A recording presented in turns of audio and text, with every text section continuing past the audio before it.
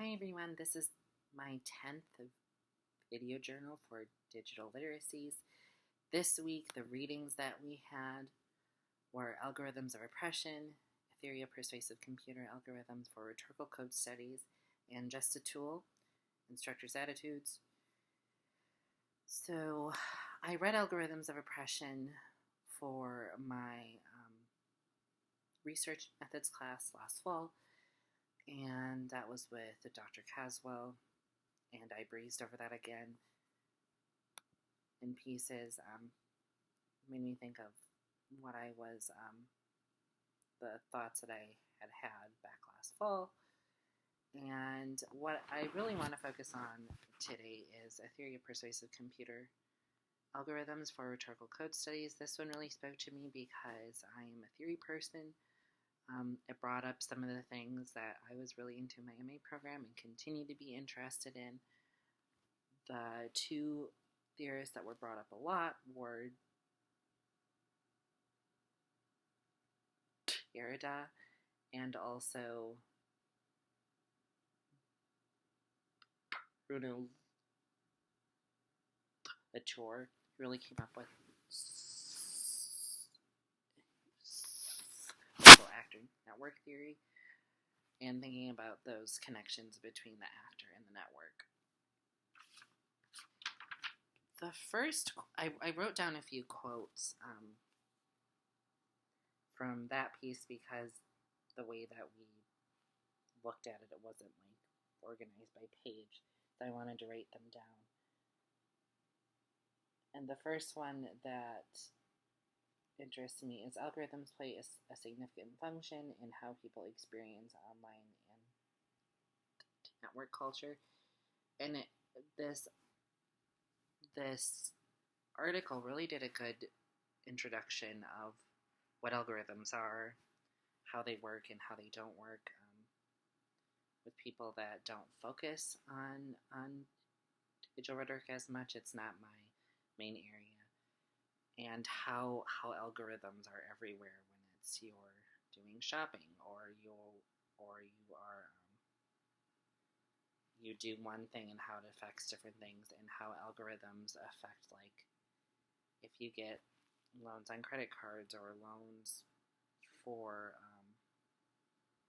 I mean like accepted or approved for a credit card, but also accepted for other loans, and how it can go to certain things of how everything is so interconnected. Like when you get jobs like background checks, when background checks aren't just criminal anymore, they focus on, the algorithms of background checks focus on social media content, and they focus also on your financial background, which I think is really creepy, and I don't like that because algorithms, yes, they can be affected, and the author talks about, yes, they can be affected, how they are built by cultural, social, and economic issues, but they can't parse out afterwards if the things that they do are right or wrong,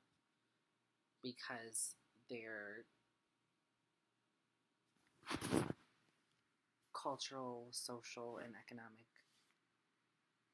hearts are built into what they're doing. Going more into that, another quote that I had was Derrida, Rhetoric's place invention also calls attention, albeit briefly, to the spatial and temporal dimensions which discourse computer performativity in quotations resides. So thinking about those dimensions that the algorithms exist in, if they exist within a particular platform, like a social media platform, if they exist within that, if they exist like in the front of the platform or behind the platform.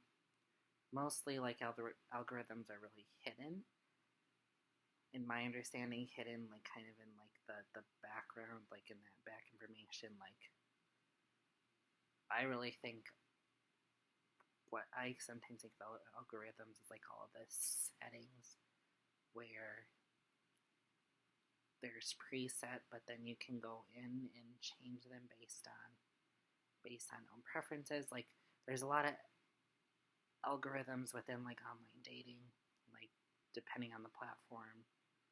There's like you choose your range, or there's already a range based on your location, so you only get people within that certain area. But then there is like the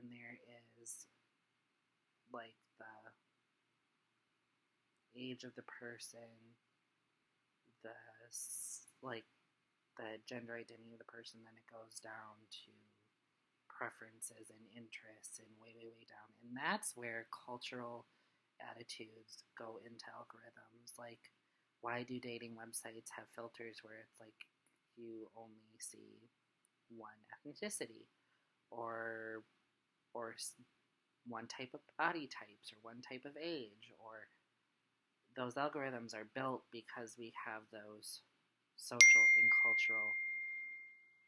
Oh, I got a notification. Social and cultural attitudes, and then they go into the algorithms. And how we are connected to those spatial and temporal dimensions, which really makes me think of, she's not spoken about in here, but I really think it'd be interesting to think about Sarah Ahmed within algorithms, and thinking about how we are situated towards objects and how they're situated around us. Try to think about like how the algorithms are situated around the culture, or also situated around us as well, and how they interact with one another. And that goes into the work of Bruno Latour as well, where you have the actor and then the network. And I really liked how the author spoke about that connection. I have it written down here.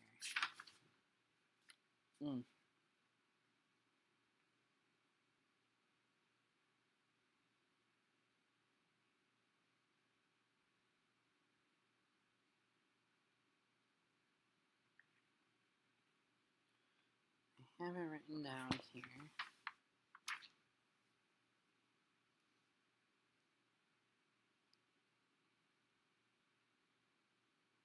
Okay, yeah, this is where it is. When data inputs into the structure of the algorithm, a type of transactional invention occurs, where for the moment the spatial, temporal, lingual dimensions of the data algorithm and circuits come in some sense alive or live in performing ritualized and routine acts for the processing and exchange of information. So there is that. So there is the algorithm acting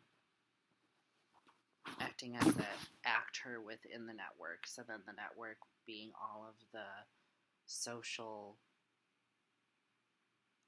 cultural,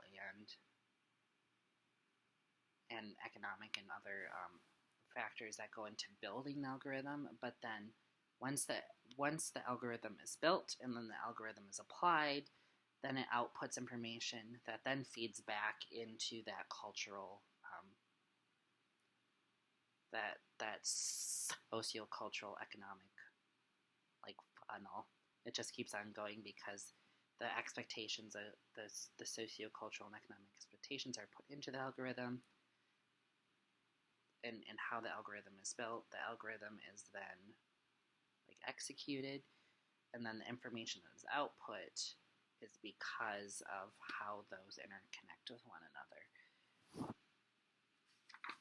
And I have been thinking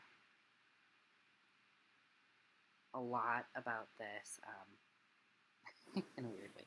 I thought about this earlier, and I had gotten into some things where, as a young individual, I'm proactive and everything, and since I came to ECU, I've looked into different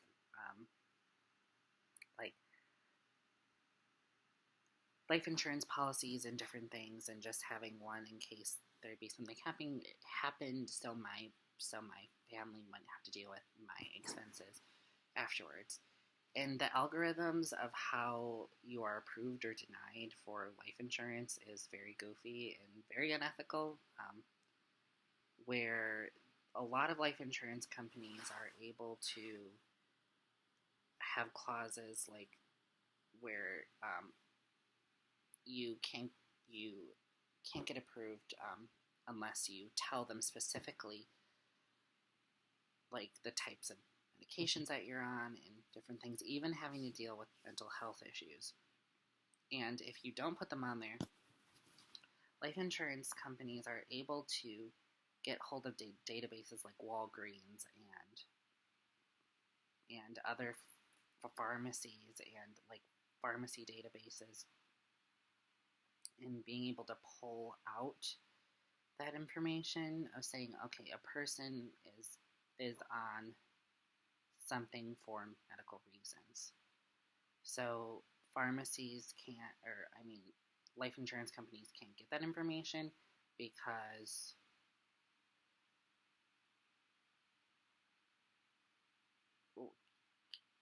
can't get that exact information of like the type of drug and attach to that person, but it'll spit back a report saying that, oh yes, they are on something for a health issue. And then they'll say, oh, there's something wrong with them, we're not going to approve them. But like, how is it that life insurance companies can get even access to that information, even if it's just like saying, not specifically, but they can get a hold of information saying that we are on something. And I was like, oh, it's very unethical. But then you try to bring ethics into algorithms, just like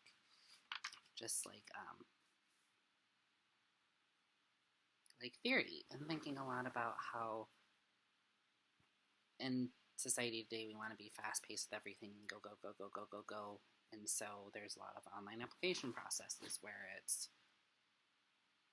whether you're applying for a loan or applying for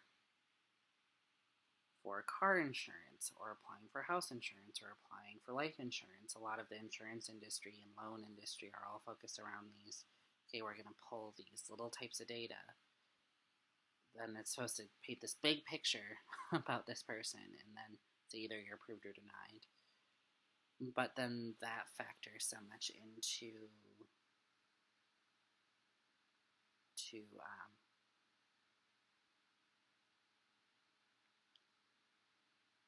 like the cultural, social, and economic issues. And then I realized, like, even when I was looking for like life insurance and Googling that, and because I have like student loans and different things, I would get advertisements and like information about, like advertised through Facebook about, how you can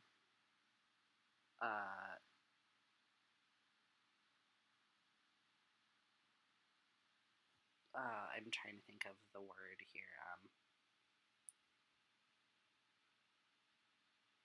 How you can refinance your student loans and like economic support programs and different things. So because I was looking for those things, then the algorithms like with Facebook and other things are saying, oh, this person is of this certain class, so we're going to spit back these need for certain loans and need for economic help and need for this because they need help with school. They are trying to get like affordable things, so this puts them in a certain social class. And I think this article does a really good job of trying to get at like the effects that what the algorithm spits out has, just on individuals, society as a whole, but then what an algorithm spits out, how what one algorithm spits out can affect other algorithms, which gets really like I said, like the algorithms for all these like application processes and how you're doing it on your computer. So then Facebook and other entities take and like vacuum that information out and put it into their algorithms. So then it's like this endless funnel continuing going. And that's where the other one that I found interesting was when algorithms and or code execute, the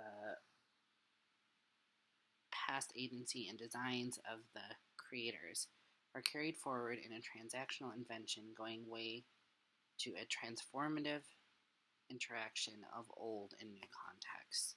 So bringing in that old of the original ideas, but then they get reworked, and then that information gets spit out and then put into another grouping. Yeah, so that it's really interesting to see those different types of connections. I think that's it for this week. I'm still trying to wrap my head around a little bit and think more about the theory because I really like thinking about it. But I think that's it for this week. So I'll see you next week for our last one of the semester. Okay, bye.